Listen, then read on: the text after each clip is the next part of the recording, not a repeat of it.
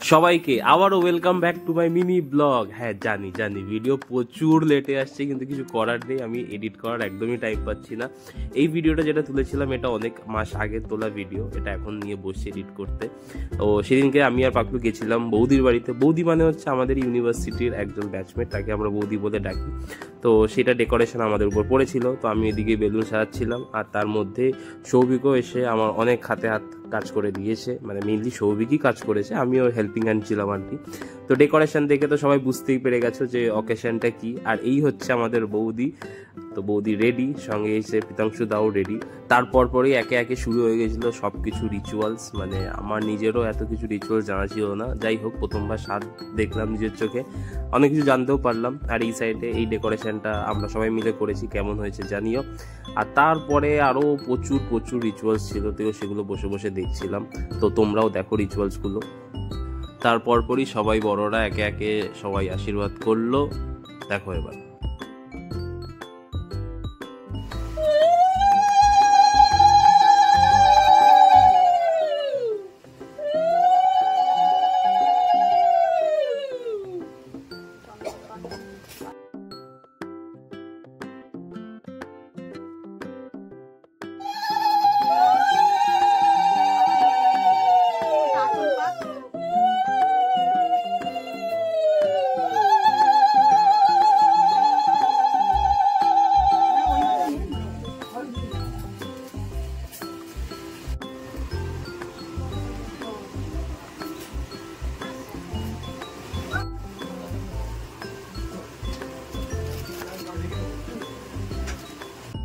এইখানে একটা মজার কাণ্ড হয়েছে, তোমাদের বলি শোনো।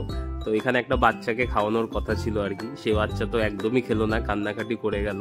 তো যথারীতি আমরা অন স্পট আবারই আরেকজন বাচ্চাকে নিয়ে আসলাম, তো তাকে ধরে জবরদস্তি খাওয়ানো হলো।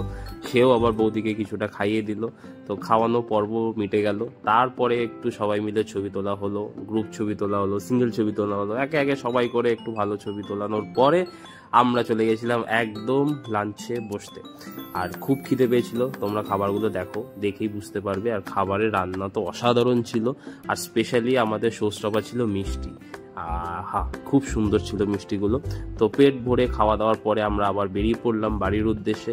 তো আজকের ব্লগটা এত অবধি তোমাদের কেমন লাগলো কমেন্ট করে অবশ্যই জানিও। ভালো লাগলে একটা লাইক আর কমেন্ট করে দিও। আর আশা করছি পরের ভিডিওগুলো খুব শিগগিরই আসবে। Thank you.